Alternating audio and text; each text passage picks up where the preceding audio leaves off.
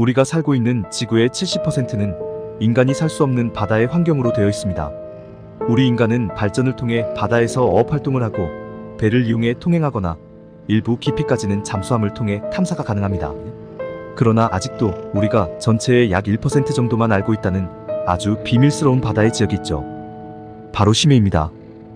심해는 아주 깊은 바다를 뜻하는데요. 생태학에서는 광합성을 할 수 없는 200m 이상을 심해로 부르며 해양학에서는 햇빛이 들지 않고 완전한 암흑이 되는 2000m 이상을 심해라고 부릅니다. 오늘은 인간이 정확히 알지 못하는 심해에서 일어나는 미스테리한 현상 탑3를 알아보겠습니다. 탑3. 블루. 1997년 미국의 국립해양기관 NOAA에서 엄청난 심해의 굉음을 포착했습니다. 이 굉음은 남태평양과 남극해 사이의 심해에서 발생한 것으로 미국뿐만 아니라 약 5km 반경의 모든 나라에서 들을 수 있을 정도의 큰 소리였습니다. 이 소리를 들은 해양학자들은 큰 충격을 받게 되고 이 소리를 블루비라고 명명했습니다. 그런데 이상하게 블루비의 주파수를 분석한 결과 해양 포유류의 울음소리와 일치했습니다. 만약 이 소리가 거대 해양 포유류의 울음소리인 경우 생물의 크기로 환산할 시 해당 생물의 크기가 최소 에펠탑이나 피라미드만한 크기 정도의 초거대 생물일 것이라고 합니다. 이 때문에 학자들 사이에서도 이것이 생물의 소리인지 아니면 자연현상인지를 두고 말이 많았습니다. 현재까지 발견된 가장 큰 동물은 1909년 대서양에서 발견된 대왕고래로 33.58m인데 만약 이 블루비 어떤 생물의 울음소리라면 이 생물은 대왕고래보다 최소 10배만큼은 큰 생물인 것입니다.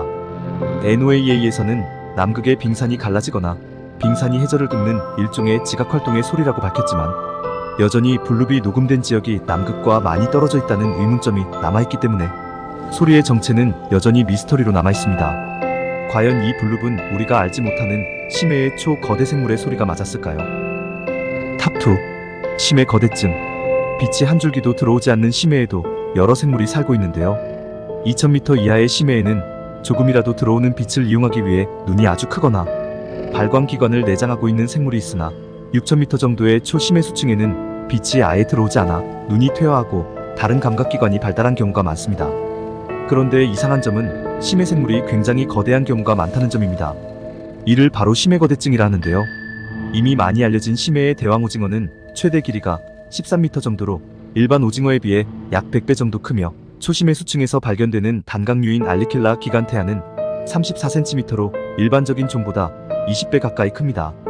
이렇게 심해 생물들이 심해에서 몸집이 거대해지는 이유는 아직도 정확히 밝혀지지 않은 미스테리인데요.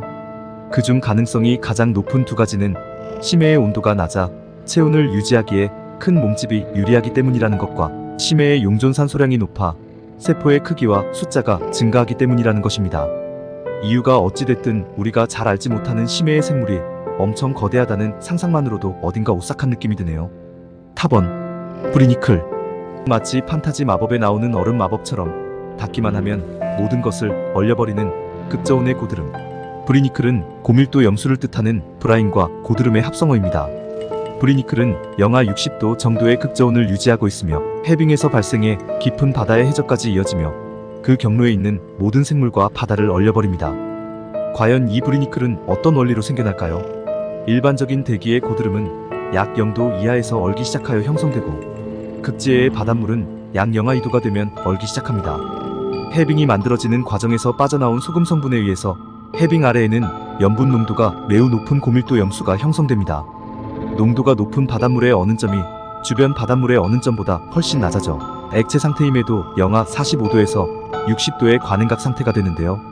이러한 관행각 상태의 고밀도 염수는 아래 방향으로 가라앉게 되고 여기에 닿는 바닷물을 모두 얼려버립니다. 이렇게 생기는 것이 바로 브리니클입니다. 브리니클은 주변의 온도를 극저온으로 떨어뜨려 버릴 뿐 아니라 직접 닿는 모든 것들을 얼려버리니 혹시라도 심해에서 마주쳤을 때 궁금증을 참지 못하고 만지면 그 자리에서 얼어버리고 더 깊은 심해로 빠져 죽을 수 있습니다. 우리가 심해에 대해 조사하는 것은 우주를 조사하는 것만큼이나 어려운 일이라고 합니다. 때론 우리가 살고 있는 지구조차 전부 알지 못하는 인간이 참 하찮게 느껴지기도 하지만 한편으로는 이렇게나 작은 생물인 우리가 지구라는 행성에서 슬퍼하고 기뻐하며 살아가는 것이 대견하게 느껴지기도 합니다. 내일 또 하루를 살아갈 작은 우리에게 응원의 메시지를 전달하며 오늘의 주제를 마칩니다. 지금까지 미스테리 도서관 미스테리 위키였습니다. 감사합니다.